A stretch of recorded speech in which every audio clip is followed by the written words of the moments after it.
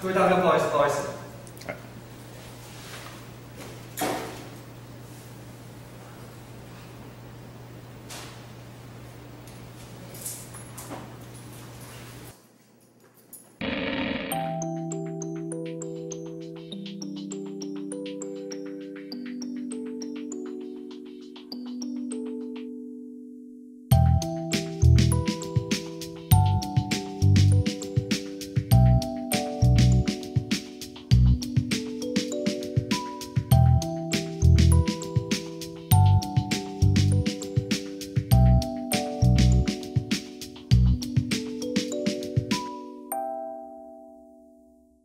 今天男生有约到的是小马，嗨，小马，很久不见，很久不见，很久不见，很久不见。改名改很多次的原因是什么？我小时候很叛逆，很坏。我以前叫许千俊，俊是马字部，八骏图的俊，所以我叫小马。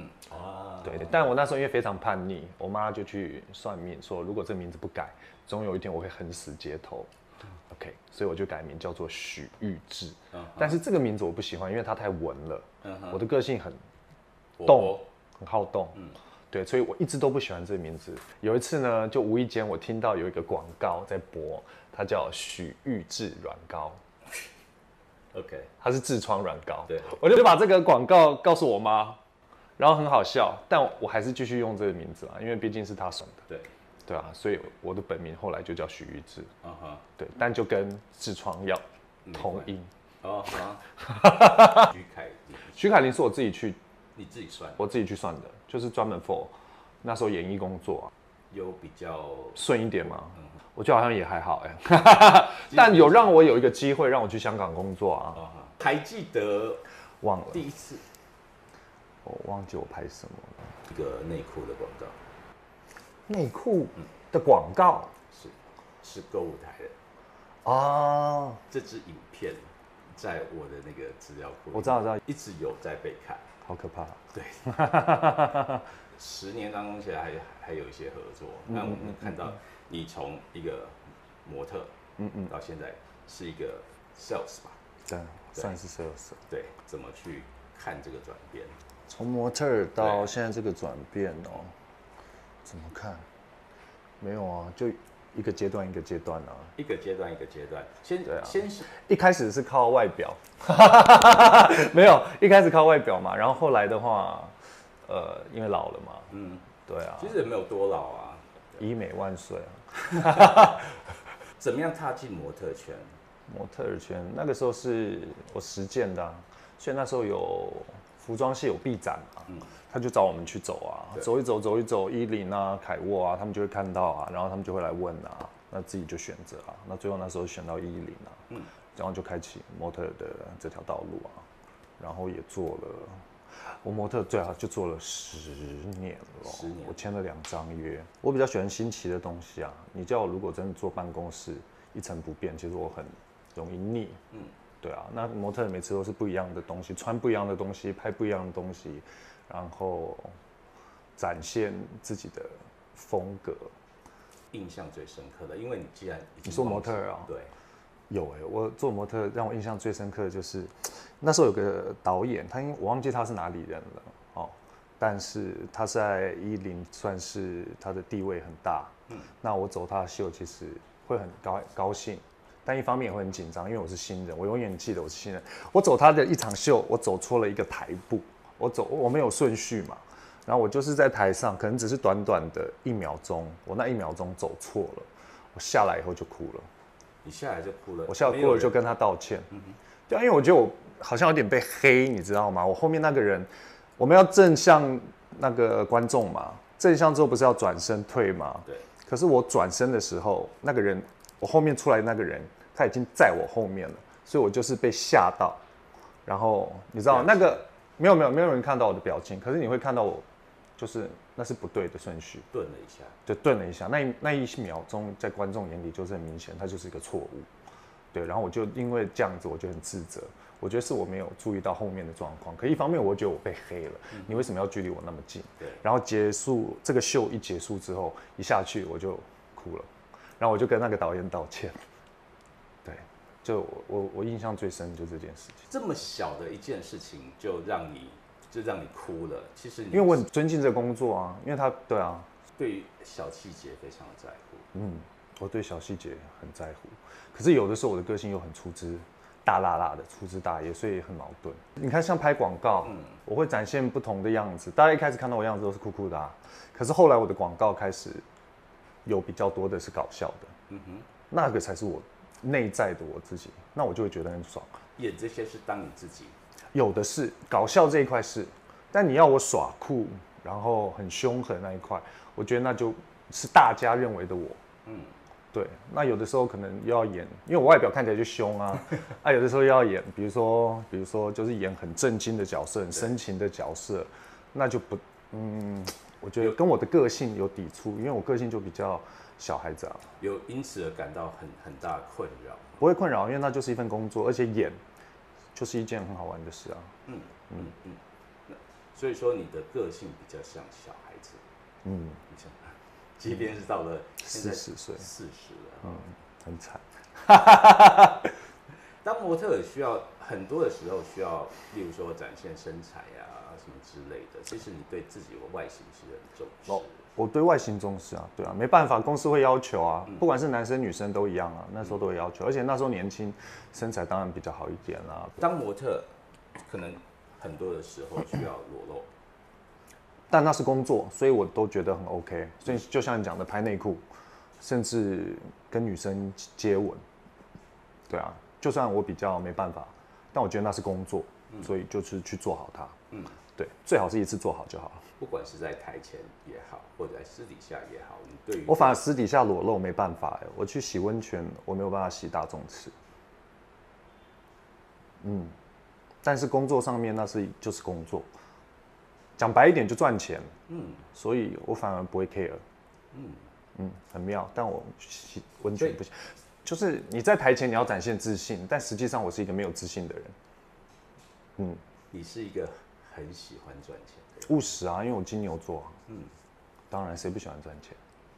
有些人可能是为了自己的理想，那他们家有钱啊，你会去不顾一切，可能去接所有你可以接到的案子，然后把自己累得半死。会啊，会啊，因为我就是喜欢赚钱。对，那如果 case 可以这么多的话，为什么不好？而且可以累积你自己的作品啊。这几年的生涯中，你是觉得自己赚。男模特儿其实老实讲，在台湾除了你真的是一线嘛，当红嘛，不然就是转戏剧、转影剧。转戏剧才会赚比较多，不然其实模特儿其实收入其实跟女生比起来差很多啊。对，但至少可以活啦，那至少也赚得比一般上班族来得轻松一点，来的时间自由弹性一点。你怎么去解压？解压？就是当模特儿这一块，我从来没有想过要解压，我当得很快乐啊。当得很快乐。对啊，因为他很自由啊，我当得还蛮快乐的啊。对啊，只是比较难接受的是，客户通知你说现在是2选1或3选1的时候，你反而会有压力。你不如就直接没有就没有，中就中。你2选1的时候，前一天你就在那边等，我觉得我不喜欢等待的感觉。现在是一个开启了一个就是开始用讲话的方式，那应该是你更喜欢的表演方式吧？用讲话的方式，我喜欢。就像我刚跟你讲的啊，我喜欢说服人。对啊，我觉得可以说服一个人是一件很好玩的事情。例如说说服？没有啊，比如说之前我的工作好了，就直接没关系。比如说之前我的工作，我可以看得到电话线。当你在讲话的时候、说话的时候，你看到电话线起来的时候，你就会有一种成就感，你就知道你说服了多少人。你喜欢看线在跑那种肾上腺素那种？每一次工作其实。比如说像购物台啦，其实购物台的主持人都很辛苦，身体也都不好。为什么？因为我个人认为，因为每一次的40分钟，我们都必须要让自己的肾上腺素飙到最高。对，因为你要让节目很精彩，你要让节目很活泼，然后你要非常的嗨。所以当你肾上腺素一直在这样子分泌的时候，起起落落、大起大落的时候，很多人的身体状况就不好。那你呢？我身体我是从小就不好。那当我进了这个这个圈子的时候压力更大，因为新人的时候你就要想说你要怎么去介绍这个商品，你要怎么说服人。我甚至是在健身房运动的时候，比如说不是可以泡澡，我一个人泡在那的时候我就开始讲话，自言自语，人家就会以为你是神经病。你懂吗？因为我要想我要怎么讲商品，我要怎么开场，然后要怎么在短短的 maybe 先1分钟的时候吸引到人。对，因为就像你说的，你喜欢去说服别人，你喜欢搞笑。其实我很喜欢搞笑，但就跟我的脸不符啊。你喜欢演戏？我喜欢演戏哦。你非常喜欢吗？我喜欢啊，我喜欢表演。对，因为应该讲说有的时候就喜欢被人家注意。对于冒险这件事情，我不敢冒险，不敢冒险。我很矛盾。你要说我不敢冒险哦，在事业上我不敢冒险，但人生哦，我觉得年纪越大反而越想冒险。很多事你不想做，你不敢，以前不敢做的，现在都会想做。比如说高空弹跳啊，甚至之前去西班牙，从那个就是高空，那个叫做什么啊？那个高空就坐飞机这样子跳下来，坐飞机跳下来，就人家教练带着你从飞行伞那个样子啊，对啊，好玩吗？好玩，我还想玩那个自由落，像这种冒险我就 OK 啊。但事业上是不敢，事业上我不敢，甚至有人叫我自己，比如说有朋友叫我自己创业，我不敢，我不敢。我一直觉得我是一个辅助系，我觉得我很像是一个辅助的角色，我不是一个主角，对，我觉得我在我的人生当中是这样子的一个角色，在工作上面我也适合当这样子的角色，我乐于当个配角，但是你要我当主角，我怕我没那个能力。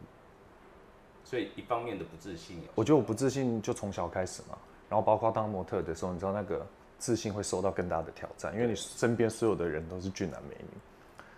什么样的状况让你产生这种不自信的感觉啊？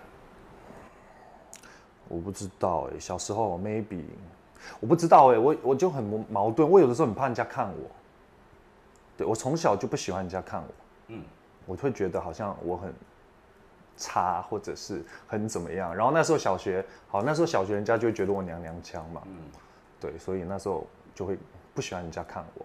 可是接触模特这份工作就是很矛盾，你就是要被看。对，小时候的阴影到长大是有所转变的啦，对不对？就是到现在你不会怕被看。我现在私底下还是一样啊，其实我走路的时候是低头的，我不太抬头我会看，我走路是会看地上的人。对，你真的很矛盾。那因为工作需要被看，那赚钱没关系，我觉得无所谓。但如果回归到私底下，就是我觉得是我们好像是心灵探讨，被瞩目。你看你的外，你看你今天穿的，你就是走在路上是大家会看的那种，因为身高够。就只是高度外形也够啊。应该啦。对啊，我相信。我没有注意到，老实讲，我真的没有注意到。你自己知道，你不管走到哪里，没有，真的没有。真的吗？我发誓，我真没有这样想过。黑男这件事情，我觉得很有趣，而且点击量非常非常的高。那个是什么样的一个状况？那个状况就是当天我跟朋友要约去做医美啊，然后走在就同里那边嘛，很赶，然后刚好黑男他就看到我，他就走过来，可是我一看到他，我就觉得那是要男女配对，那我就觉得不想装，我也不想浪费他时间，我要赶，我就直接告诉他我是 gay， 就没想到他也是非常热心的要帮我配对，就是这样，就很多人问说到底是真的还是 C 的，对，是真的，是真的，哇，算是很公开的咯。很公开啊，很公开，但是有发生过家庭革命啦，到最近才被接受，可是我就不 care 了。大概从什么时候开始知道？国中在探索，高中就知道了，大概17、18岁了。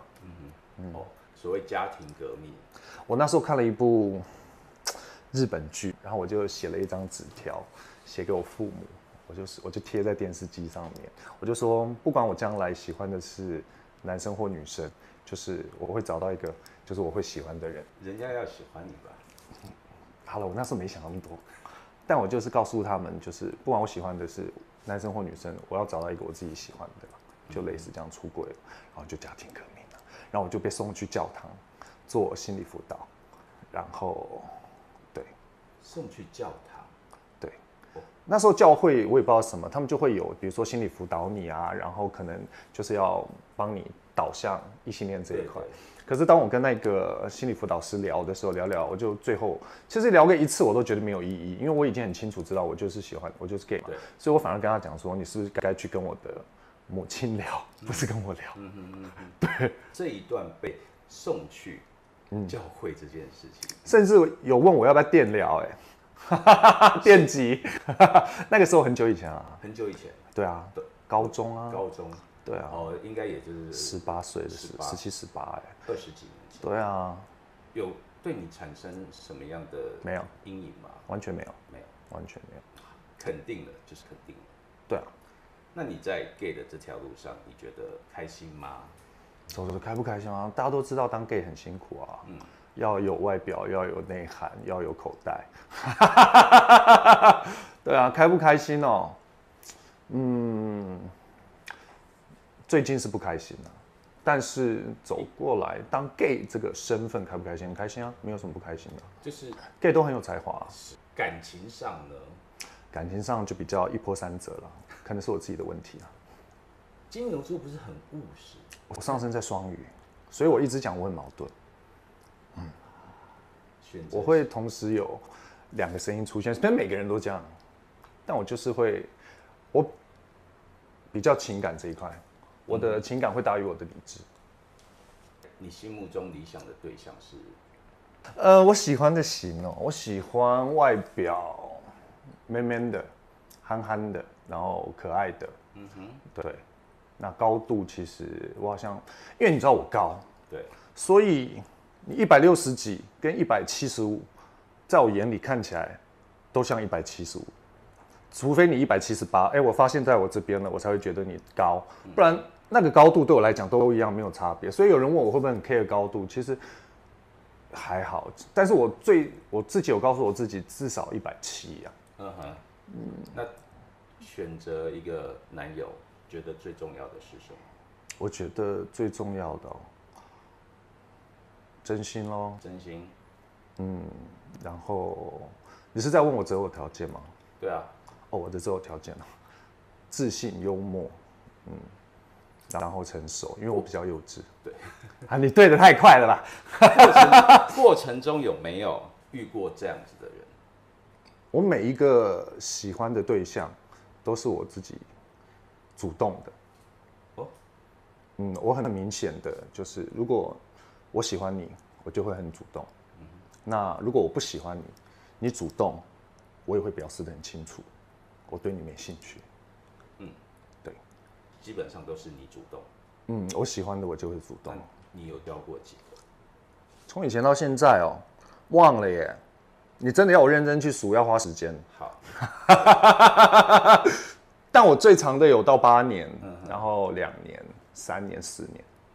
对啊，我比较偏，我觉得我交往是比较长的啦。我最短2年，最短。这样还不错啊。但我觉得不够了，现在到这年纪就希望时间越来越长。可是同志文化现在好像1年，大家就觉得久了。年轻人吧，时代一直在变，好恐怖。对啊，但是所以我们才要靠医美啊，把自己维持在那个年龄里面。心态上也要稍微改变了。没有我学不会教训。你学不会教训？我学不会教训。你说你主动追求，那分手也是主动吗？我都是被分手你都是被分手。我这辈子只提过2次分手，在我这么多感情里面，第一次的话是大学以前吧，然后那一次分手，我觉得很妙，我真的很妙我觉得我真的很碍眼，我太抓马了。可能以前小时候爱情，你知道电影看太多。我第一次跟我第一个男朋友，我是跪在他前面，告诉他说对不起，我没有办法再爱你了，所以我们结束。我是觉得是我的错。然后在后面那一个提分手是分合很多次了，交往大概快8年了。对。然后跟他提分手，其实也不是我提的，我只跟他讲说，我们都在一起这么久了，我们的关系已经很像家人了。那我们是不是可以再进一步的，比如说，那是我觉得他也浪费了时间在我身上，因为他那时候是30多岁，我才20多岁。然后我觉得我们的关系已经像家人了，所以我说我们是不是可以再扩展自己的交友圈？可是他觉得他不要这样。是因为你觉得你还年轻，还是有？我觉得我跟他已经很稳定了，我们两个就像家人一样，我什么都会跟他分享，甚至做什么事情都会想到他。但是我觉得我们是不是可以再认识别人？对，那是我第一次有这样子的想法，可是那时候我才20多岁，对，那他那时候是30多岁，他觉得不要。换位思考的话，对，不会，三人行 no。比如说你6、7年了，你没有性生活了，怎么办 ？open 吗？对啊，到最终你也会走向这一块啊。对啊，但就睁一只眼闭一只眼吧。但是你要先提前告诉我你会做这件事情，就是我们要先沟通好。对，这样我就可以接受。你不可以用骗的，你不可以用隐瞒的。在交往之前事先讲好呢，还是我都可以耶，都可以。比如说交往前，我们可以先聊到这一块，OK 啊。但是我会觉得，如果要 open， 那至少也是3年以后的事。对啊，我自己的认知是至少是3年以后的事。有些人会这样子啊，例如说，你就会告诉你男友说，我今天晚上要出去玩这件事，我会难过，但如果已经达成的协议，那你就必须去遵守。对，你是希望对方做这件事情的时候，你不知道，还是你知道他去做这件事情？算了，我还是不要知道好了。还是不要知道，不要开心，对不对？对，因为但你保护好自己就好了。你自己在做这件事情的时候，你会让对方知道，还是不会啊？不会，我也不会让对方知道，但是都会先沟通好，因为你会先，如果你要这样做，那代表我也可以这样做。对，我是属于那种温度会越来越高的人。你的温度会越来越高。我一开始就会很喜欢这个人，我大概第一眼的时候，其实我算是一见钟情型的，我不是那种日久生情型的。先性后爱还是先爱后性？先后爱，先爱后性，我都可以啊，但是性很重要。大部分哦，其实我会不会先性后爱，先爱后性？这要怎么回？这好难回答哦。有些人他可能是，no， 我要先喜欢这个人才会跟他做。对。这个人是我喜欢的，但是我不晓得他的性格，说不定他是你喜欢的型，但是他的性格却是你。我不会，我很奇怪，我包容性超大。我会不会爱上这个人？我只要跟他睡，他只要在我旁边睡1个晚上，我就知道。就是如果我会让他睡在我旁边，我早上醒来我会想看到他，就转过去会看到他，不会想叫他走，我就知道我会爱上这个人。即便是他可能有一些你不能接受的缺点，真的有没有这样子的？我天生贱，我天生贱骨头。所以你会去包容起对方的缺点？我包容性超大。这个包容是可能是我家庭的原因。我觉得不管怎么吵，可是很多人不是这样哦。我觉得不管怎么吵，都是床头吵，床尾和。对，可能是我们的家庭这样子，因为你知道夫妻常常吵架，我们家庭以前常常吵架，可是还是在一起啊。对，所以我会觉得不管发生什么事情，就算是大吵，完毕还是会在一起。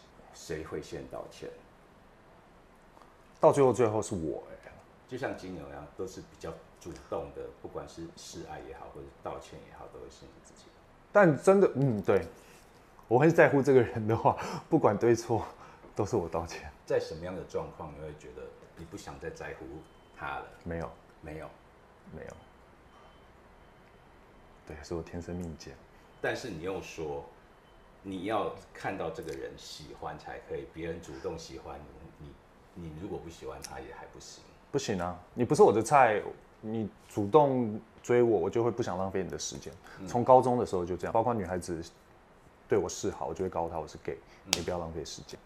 对，我会很明确的不想浪费，不浪费别人的时间，不要去玩弄别人的感情。对，就是这样子。你要约炮就约炮，那你想认真谈恋爱就认真。我会很明显。会想结婚吗？我想啊。你想？我妹妹结婚之后，我就很想结婚了。我不知道为什么。你心目中的婚礼？我心目中的婚礼，我从来没有想过我想结婚，但是我从来没有想过我心目中要这样子的婚礼，还没有想到。真的。喜欢独处的，还是喜欢？我很黏。黏。我很黏，而且因为我比较缺乏安全感，所以因为我对自己没自信，所以就会没有安全感。然后我就很喜欢，可是我又很喜欢黏人，因为我很喜欢两个人在一起的那种感觉。就算在一起，你做你的事，我做我的事也好，我喜欢就是看到你，对我就是喜欢这样子。但是 maybe 6年以后，你就可以去做你自己的事了。前面5年可能我会比较喜欢赖在一起，但是我交往过几个对象，对啊，我有交往过几个，后面这近期有交往过几个对象，他们会是需要有自己空间的人，对，但是这种人跟我就不合，因为我会要你在我身边，对，但你们会需要把我有自由空间的人，我就会去多想。当我觉得我没有安全感的时候，当我觉得你不够喜欢我的时候，我就会很委曲求全，然后我就会过得很痛苦。你就会自己过得很痛苦。对，我的双鱼就会跑出来，我就会过得很痛苦。可是我还是想要跟你在一起。天哪，跟我的外表就是完全不搭嘎。对，我觉得是病但没地方救。我朋友告诉我，这是一个轮回。你没有在一次一次的恋爱经验中得到教训？没有。但我这次有了。我这次答应我了一个我很好的朋友，对，以后会听他的。他说了什么？他说，你为什么会一直这样子重复这样子的感情生活？就是你一直让你自己觉得你过得很痛苦，好像遇不对人，然后其实这个人真的也不对。你为什么会一直这样？就是你一直在委曲求全。那你要改变这个状况，就是必须当你发现他不符合你的要求的时候，你就必须出来了，停止出来了，然后你要再去找寻可以达到你标准的人，你才会慢慢的跳脱原本这个 cycle， 然后慢慢的越来越好，然后找到跟你匹配的人出现。可是我一直在委曲求全这一块里面，所以我就永远知道苦情女啊、悲情女都是这样子的宿命。他说你必须要这样做。你喜欢说服人，但是说服不了自己。因为我说服不了，我就会委曲求全啊，我会去替对方想借口啊、想理由啊。对，然后我会觉得，他好像回个讯息，我就会觉得他喜欢我干嘛的。可是明明很明显的，你就必须要知道，当你喜欢一个人的时候，你会怎么做。可是又很矛盾的，你会替找借口说，每个人对爱情的表现方式又不一样 ，maybe 他就是这样。如果朋友有爱情的问题，会想办法帮他解决啊。你会想办法帮他解决。对，但是那时候我就很理智，我就可以告诉你说他不喜欢你。如果是同样的状况转到你身上，我就会告诉你他不喜欢你，换掉。设停损点，对，但是发生在我自己身上的时候，我就会一直卡在里面。你在感情上其实很多事情都是逆来顺受。对啊，所以我说我是算被虐狂啊，因为我会是一开始就很投入的人，我一开始就很热的人，所以假如你对我也很有兴趣的话，我们就会是在同一个频率上的人。想要跟他在一起之前都没有考虑。不会，我就是会被遮住眼睛，而且我在爱情里面又就像一团火，然后就其实有的时候会给人家压力。我自己其实知道自己的缺点。总归一句，我不知道你觉得是不是？控制狂。有人这样讲过我，真的吗？因为我现在听起来应该就是这个样子。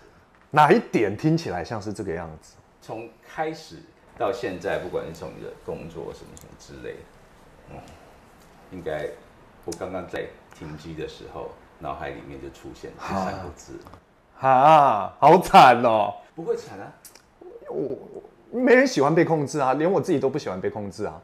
那作为一个控制狂，不是很可怕吗？如果在工作上面你是一个控制狂，很好很优秀，但你在感情里面如果是个控制狂，那你就不好。试着再去调整一下，就是调整自己的心态，或者是。可是我没有想要控制人。No， 你说你喜欢说服别人，它也是一种控制。但那是在工作上面。对，感情也是一样啊。感情我没办法说服你爱上我。好啦 maybe 我会试着说服你爱上我，但我会用行动去做。对。所以，当一个人这样说你的时候，你或许不相信。不止。对。当很多人这样说的时候，你应该要试着去相信。那怎样可以不控制？而且我真的还不知道我到底哪一点有控制到对方。我流汗了。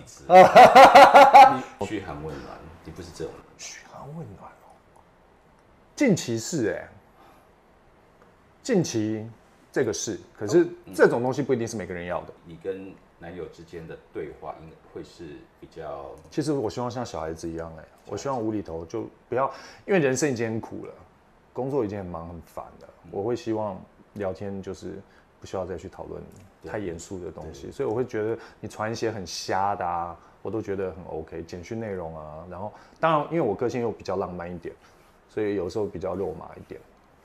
对啊，我觉得简讯内容这些就好了，不要太严肃。你会讲我爱你吗？近期没有机会讲我的意思是，我会讲，你会讲，我会讲我爱你。在什么样的时候？随时。你会随时讲？我会随时讲。是真心的。当然啊。有些人就像我，其实讲不太出口。我当然有些人喜欢用做的来表示，因为他不会说出口，可是我觉得还是要说而且我之前交往的有一个交往对象，就是每天早上我们都会就是亲吻，再个别去做自己的事，再分开啦。我觉得这样很好这样很浪漫这样是很浪漫对啊，所以每天跟你喜欢的人讲，好啦，除非这个人不喜欢你，他会有压力之外，如果你每天跟一个你喜欢的人每天跟你讲说我好喜欢你然后喜欢你的哪里，然后每天逐渐发现你身上不一样的优点，这样不是很好的一件事吗？时间到了1年、2年、3年，次数从每天不会，隔2天不会吗？不会。这会跳到我金牛，我就会一直讲，我的个性会一直讲。之前去了明尼苏达，出国念书这件事情，其实就是增广见闻了。对我就很难，我要离开我自己很习惯的一个地方，然后要去外面住。我好开心哦！1个礼拜我 OK。我可以待很久。其实我不想回来的。那时候我在国外已经找到工作了。我毕业了以后，我在国外已经找到工作了，但是我们家叫我回来。对，所以我就回来了。然后那时候心里就带着恨。我不知道为什么我要回来。我如果现在在国外就不一样啦。我喜欢外国人。对，当然我也喜欢亚洲人。所以你有交往过老外？有啊。有。差别。外国人他们对自己很有自信很有自己的想法，然后他们需要自己的空间，他们很成熟。那又跟你的控制狂又是另外一回事了。反正我是受虐狂，所以我觉得，但我也没有想要被控。对啊，但他如果有点大男人，我是可以接受的。很妙吧？所以你要找的应该是另外一个控制狂。反正我是受虐狂。爱情的这一块，你可以是比较小鸟依人，对不对？可我184了，我小鸟依人很恐怖啊。但是在心理上啦。心理上，对，但是可能需要被照顾，对不对？我觉得照顾是互相的关系。但我到这个年纪，我朋友反而调侃我已经母爱出来了耶。就你懂母爱出来的意思，就是你会想要去照顾别人，你会想要去关心别人。因为年纪嘛，好可怕对，3年后的你会是什么样子？你有这样想过吗？我比较肤浅我希望我可以变得更大只，到大概90公斤。我就外表啦，我希望我可以变得再好一点。对。然后收入的话，当然现在以我这个年龄破100，大概是一定要的，但就在往上成长。对。然后希望可以有一个品牌出来，但我不是主角，我希望我可以去辅助我们公司的人再创一个品牌出来。对啊。好，谢谢，谢谢小马。